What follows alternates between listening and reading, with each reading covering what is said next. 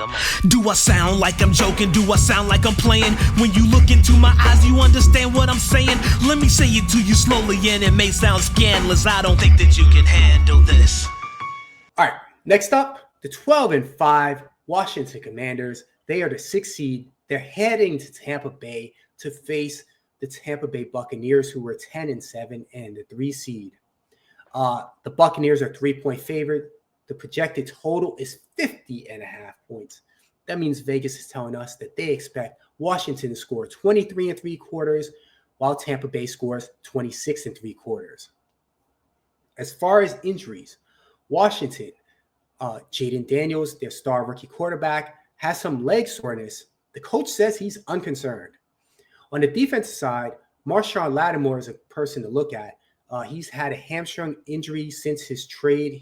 I think he played one game and then was out weeks 17 and 18.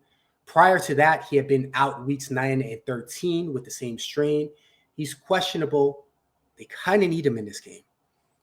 As far as injuries on Tampa Bay side, tight end Cade Otton has been out a couple weeks with his knee injury, but he's likely to play this week. We have to see that. And then, of course, wide receiver Chris Godwin has a fractured ankle or dislocated ankle, one or the other, and he's out for the season. Mike, Steph, this game is one of the more interesting games of the week. Who you got, Washington or Tampa Bay? Jaden Daniels' playoff debut is actually taking place in the same place that he entered the NFL in, and that's in Tampa Bay against these same Bucs. The Commanders lost week 1 before winning 4 in a row on the way of finishing the season 12-5.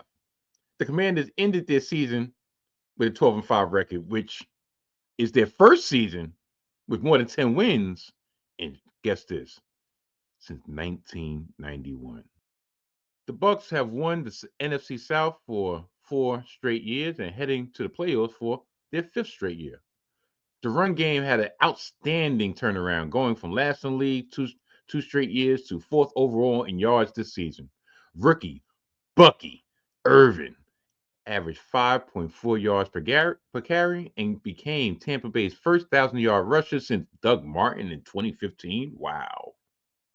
Rashad White had 613 yards rushing on a 4.3 yards per carry, and Sean Tucker chipped in with 308 yards. And the funny thing is, I talked about all these running backs and did not mention Baker Mayfield's name once. I have to give Baker his props. He's really stepped up and gave this team identity, gave this team stability behind center, and really has lived up to that contract that they gave him last offseason. So, of course, with all that being said, I'm going to go Commanders +3 because I don't know. It's just something in me is telling me that the Bucs is going to be close, and I'm not even saying the Bucs are not going to win, but Washington is like this boom and bust team, and I could truly see Washington winning this game. And if they don't win, I could see them losing a heartbreaker. So I'm going to go Washington +3. The over-under, I'm going over because I think these teams are going to put some points on the board. This game is a matchup of two teams that come in pretty hot. Washington, who's listed as 45-1 to win the Super Bowl, has won 5 straight games, led by phenomenal rookie Jaden Daniels and Terry McLaurin as the primary one wide receiver. They really need a second receiver next to him.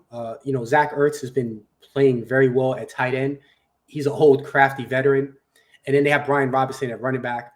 A solid offense, but they're really missing the second receiver. To me, it seems like that might be the key to this game. Meanwhile, Tampa Bay is listed as 25-1 to win the Super Bowl. They've won 6 of their last 7 themselves. They are 4-3 versus playoff teams. But 6 of those games were before week 9. So, we haven't really seen them recently against playoff teams. By the way, Washington was 1-4 against playoff teams. Baker Mayfield has thrown for 41 touchdowns. Bucky Irving, like you mentioned, phenomenal rookie season. I think he is going to be the rookie that stands out in this game. I really like Tampa Bay. I think they're going to easily cover this 3. I am going with the under 50.5 is pretty high, but I think Tampa Bay is going to win this game handily. I will say this, though. If this game comes down to the last second, I actually like Washington. Jaden Daniels has pulled out those type of games all season long. So I'm saying I don't think Tampa's going to let it stay close. They better not. Yo, what's up? I'm Desmond, and I'm the host of Hip to the Games, a podcast from 19 Media Group, where the brilliance of basketball and hip-hop's past and present is genuinely appreciated. Join me every other Friday as we celebrate some of the greatest artists, albums, moments, songs, bars, punchlines, NBA teams, players, just anything and everything to do with the game of rap and the game of basketball. See, if you like basketball and hip-hop, that means you're hip to the games. But no matter where you fall on that spectrum, I encourage you to join the fun every other Friday on your favorite podcast platform, courtesy of the great 19 Media Group.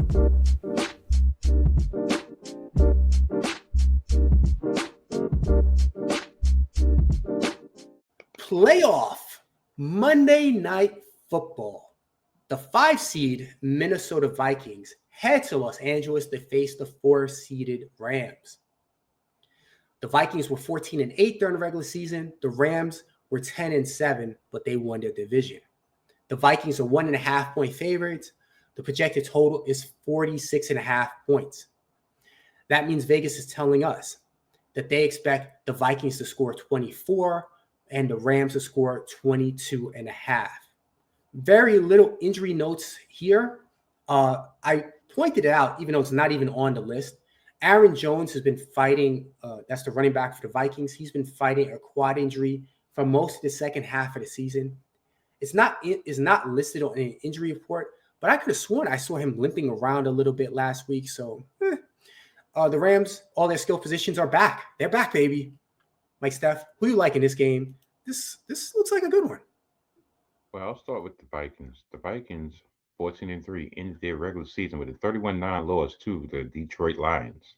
The defeat dropped the Vikings from potential 1 seed all the way down to the 5 seed and having to go on the road against these Rams. There's no doubt that Sam Darnold is hoping for a shot of redemption after his putrid performance in prime time. In the biggest game of his career, the Vikings needed a win to get that number 1 seed. Darnold appeared overwhelmed by the moment. I wonder why. His erratic play was jarring, considering how good Darnold had been during the Vikings' 14-2 run up into the game. But he completed less than 50% of his passes, 18-41 for 166 yards and no touchdowns. Not only did he miss throws that he normally makes in his sleep, I don't know why. He started to look visibly rattled as the game progressed. Let me find out that Sam Darnold saw some ghost. Just saying. Now, when it comes to Rams, the Rams, they're hosting their first playoff game in SoFi Stadium since they won the Super Bowl in that same stadium 3 years ago. To pull off the home upset, the Rams will probably need to score a bunch of points, which surprisingly has been a problem for this offense repeatedly during the second half of the season. The Rams have won 9 of the last 12 games since the bye week, yet they are the lowest scoring team to qualify for the playoffs after managing just a measly 21.5 points per game this season. McVay's offense surprisingly faded down the stretch, scoring only 3 combined touchdowns over the last 3 games in December. Yet, the Rams won all 3 of those games, and the defense stepped up to hold their opponents under 10 points 3 straight times. The first time the Rams have done that in nearly half a century.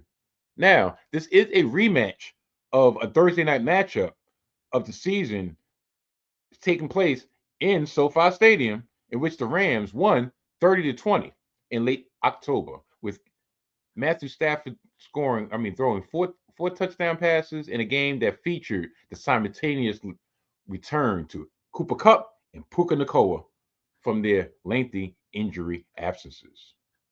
And the offense surged from there up into these recent hiccups. So, with all that being said, Rams plus 1.5. And the over-under, I'm going to go under because I think the Rams defense is much improved. And I'm counting on Sam Darnold to at least give one up, maybe for a pick 6, but definitely he's going to give up an interception. So once again, Rams plus 1.5 over under. Let me first start with the Rams. They are listed as 45-1 to win the Super Bowl. They've won 6 straight games. They were 2-3 versus playoff teams. One of their wins was against Minnesota, though. And they look like a whole new team when Puka and Cooper Kupp and Kyron Williams are all together, and Tyler Higbee's back with Matt Stafford. But the Vikings, I think people are crapping on the Vikings a little bit more than they should. They lost last week, which put them back at the 5th seed. One of those teams had to lose. The game was pretty close at halftime until the Detroit pulled away. Darnold was horrible. There's no excusing that. There's no way around it. But it was one game. He has thrown 35 touchdowns with 12 interceptions all season. Yes, he's high risk, but for the most part, it's been boom more than bust this whole season until that last game. And they had won 9 games prior to that. Meanwhile, they are a steady 3-3 versus playoff teams. They anchored number 1 wide receiver Justin Jefferson, but on the other side is Jordan Addison, a talent himself, and a tight end is TJ Hawkinson. And assuming Aaron Jones is healthy, they have a complete offense as far as skilled positions right there. I think that unlike the Kirk Cousins year when the Vikings went off and had that great record, I think this team is a little bit more legit. And although I like the Rams, and I don't like this matchup really, because I was going to go with the Vikings pretty much any matchup, and I feel a little bit uncomfortable because the Rams are a proven winner. The one thing I will say also negative about the Rams is that Cooper Kupp, I think he's hurt. And the reason I say that is because he's completely disappeared these last few weeks. And I don't remember a time when he was healthy and he just disappeared. So that's the other thing that I think works to Minnesota's advantage. So I'm definitely taking Minnesota minus the 1.5. The over-under is a lot more questionable to me. I think I'm going to go over because I think that the Vikings, the way they take some gambles. I think this time is going to pay off. I don't think Darnold is going to just miss open shots like he was last week. I think he's going to hit some of them. So I think they're going to start piling up the points, which is going to make the Rams start throwing too. Maybe Kupp will get back in the game. I don't know what's been going on. I expect the game to go over, but I definitely got the Vikings minus the 1.5. Okay, let me ask you a question because, you already kind of answered it in your pick, but I'm going to ask you this question straight up.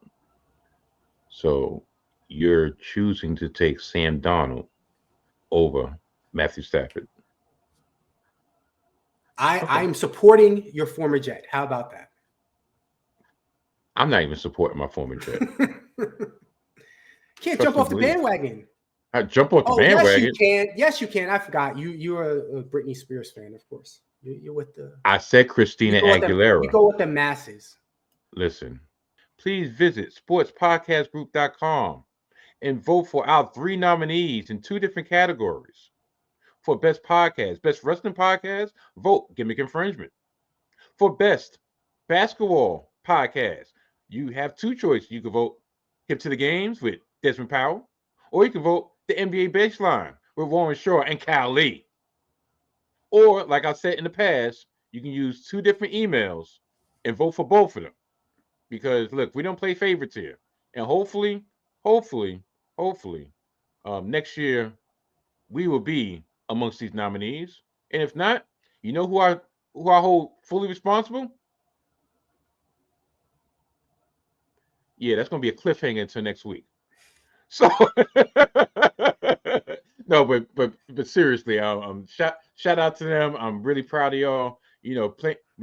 Holding up the 1-9 banner, and hopefully we could bring home a gold somehow, some way. Yeah. So, once again, I'd like to thank each and every one of y'all for making us the football podcast y'all choose to view and the football podcast y'all choose to listen to. Please like, subscribe, tell a friend. Mo, you have anything else to say? Yeah, somebody missed you. This guy.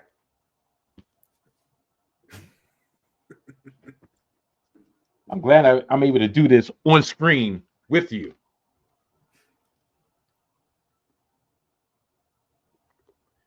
Yeah, it don't make sounds. It don't make sounds. But guess what? It doesn't have a long chicken neck either. Sure, I know what was cut out. That I had a long spiel about those chicken necks and how my yours is a chicken, mine is a duck. It's okay.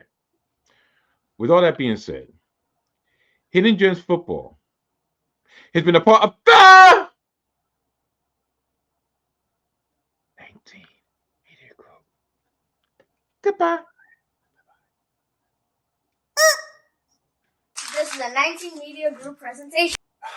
Mike Steph loves Britney Spears. Okay, let's move on. The Commanders, formerly known as another name, made it to the Super Bowl. Actually, I think they won the Super Bowl that year. No, matter of fact, they did it. Yes, they did. No, they didn't. Damn, I can't remember. No, I think that's the year they got spanked by the Bills. No, duh. The Bills have never won. Darn, I'm all over the place because I'm just so discombobulated. So I'm gonna go to the Bucs. Yeah, the Bucs.